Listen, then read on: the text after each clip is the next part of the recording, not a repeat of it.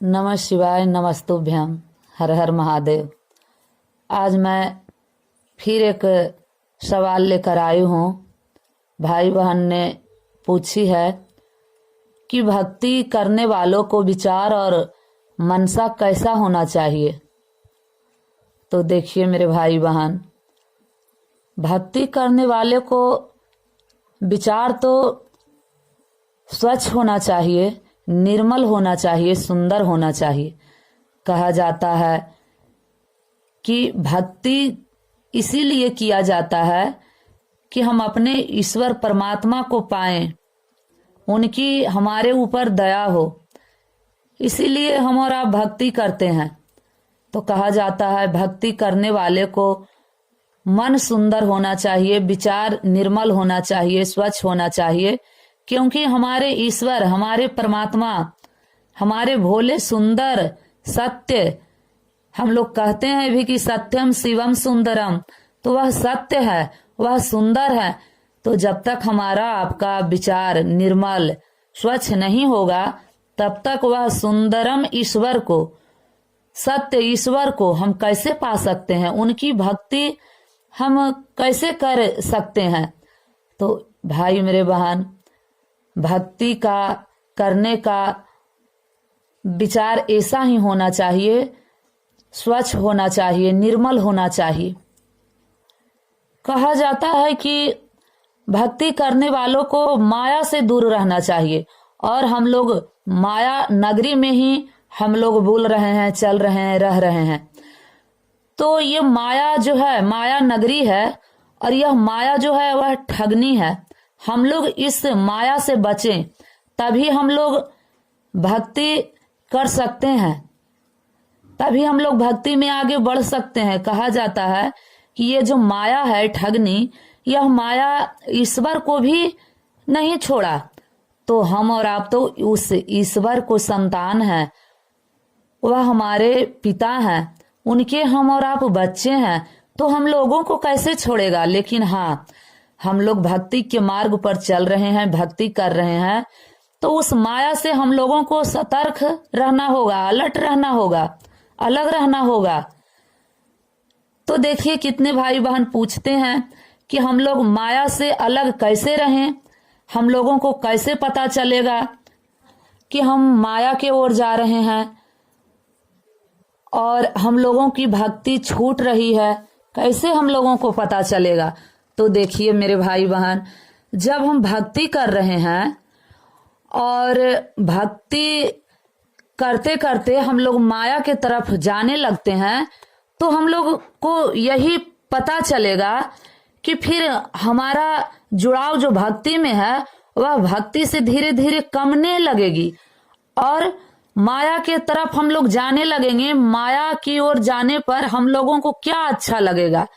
कोई किसी के बारे में चुगली कर रहा है, कोई किसी के बारे में खराब खराब बातें बोल रही हैं, उनके बारे में उल्टा सीधा बोल रहा है, वही बात हम लोगों को सुनने में मन लगेगी। और जब इस बात हम लोगों को सुनने में मन लगेगा, तब हम लोग समझने लगेंगे कि इसके पहले जब हम भक्ति करते थे तो ये सारे बातें हम लोगों को अच्छी नहीं लगती थी, अब ये सब उल्टा सुल्टा बात हम लोगों को अच्छा लगता है। इसका मतलब है हम भक्ति से दूर जा रहे हैं और माया के करीब जा रहे हैं। तो हे मेरे भाई बहन, जब हम लोगों को माया खींचेगी, माया के तरफ जाएंगे, तो थोड़ा भक्ति से जुड़ाव हम लोगों को कम होगा, भक्ति करने में थोड़ा मन कम लगेगी। तो इसी से हम और आपको समझना होगा कि हम माया के बंधन में बंध रहे हैं, हम माया के तरफ जा रहे हैं, माया हम लोगों को अपने तरफ खींच रही है। तो इस पर हम लोगों को ध्यान देना होगा। और फिर विचार का यही बात है, कहा जाता है जब तक हम लोगों को विचार सही नहीं होगा, तब तक हम भक्ति नहीं कर पाएंगे। कहा जाता है, शिव पुराण में भी बताई गई है, कोई एक गांव में एक राजा था, वह राजा बहुत भक्ति करता था, बहुत भक्ति करता था। वो दिन रात भक्ति में डूबा ही रहता था, और ना किसी को कुछ बिगाड़ा था, ना किसी को रुलाया था, ना किसी को सताया था। अपने बच्चे के साथ पिता जैसा व्यवहार किया था, अपने पत्नी के साथ पति जैसा व्यवहार किया था, जो उस भाई के साथ अपने भाई जैसा व्यवहार किया था, जिसके साथ जैसा व्यवहार करना चाहिए वैसा किया था। लेकिन हे मेरे भाई बहन, देखिए एक विचार के कारण उस राजा के साथ क्या हुआ। राजा को भुगतना पड़ा ऐसा चीज एक विचार के कारण कि वह राजा में किसी चीज का कमी नहीं था। सारे के सारे विचार उनके अंदर अच्छे थे। अपने पत्नी, अपने बच्चों, अपने भाई, अपने परिवार के साथ वह अच्छा व्यवहार किया, किसी को नहीं रुलाया, किसी को नहीं सताया और पूजा पाठ भी अच्छा से करता था। लेकिन एक उसका विचार जो था उसको कहाँ लेकर गया, सुनने में शरीर का जो रोमा है, रोमा रोमा कप जाता है भाई मेरे बहन। कि देखिए जब एक दिन उसको मुक्ति हुई तो वह राजा जब ईश्वर के पास गया तो वहां से उसको स्थान कहाँ मिला, नर्क में, जिसे नर्क कहा जाता है। बिल्कुल नर्क गया। और जब नर्क गया तो वहां से एक पंडित जी आ रहे थे। तो वह पंडित जी उनके गांव के थे, एक ऐसा बताई गई है गांव के थे। तो वह पंडित जी पूछे कि राजा जी आप तो बहुत भक्ति करते थे, कभी इधर उधर की बातें में आप नहीं रहते थे, अपने परिवार के साथ अच्छा व्यवहार किया, अच्छे ढंग से निभाया, जो कर्म था वह कर्म किया, फिर तुमको यह नर्क में जाना क्यों पड़ा, यह नर्क भोगना क्यों पड़ा। तो वह बताया कि हमारे पास एक ही गलत काम था, वह राजा के एक विचार ही इतना बेकार था, गंदा था।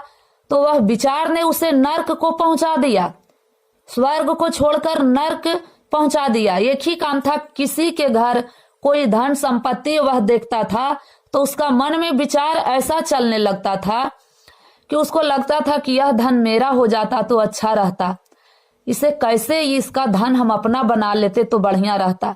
किसी के घर में सास और बहू अच्छे ढंग से रहती थी तो उसे यही लगता था कि इसे मैं इतना ढंग से ये दोनों सास बहू रह रहे हैं, क्या करूं जो दोनों में झगड़ा हो जाए। उसका विचार ऐसा होने लगता। किसी को पत्नी को अगर सुंदर वह देखता था तो उसे लगता था कि ये पत्नी मेरी हो जाती, यह पत्नी मेरी हो जाती तो अच्छा रहता। उसका विचार देखिए, सिर्फ उसका विचार ही गंदा था और भक्ति तो बहुत ठीक ठाक से वह करता था। सारे परिवार के साथ अच्छा से व्यवहार किया, सभी के साथ व्यवहार तो अच्छा किया, लेकिन दूसरे के प्रति उसका विचार इतना बेकार था। इसी के वजह से वह राजा को भाई मेरे बहन नर्क जाना पड़ा। तो हम लोग भी सोच समझकर किसी चीज पर अपना विचार को चलाएं और तब हम लोग भक्ति के मार्ग पर चलें। कहा जाता है कि इसे भक्ति कहा जाता है। तो भक्ति के मार्ग पर चलने से पहले अपना विचार को अच्छा करें, अपना मनसा को अच्छा करें और तब देखें हमारे आपके ऊपर ईश्वर कितनी दया करती है।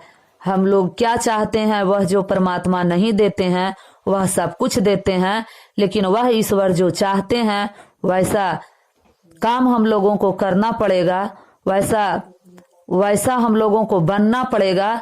ईश्वर वही चाहते हैं जो हम लोगों को करना पड़ेगा, तभी वह ईश्वर हम लोगों को मिल सकते हैं। आप उनके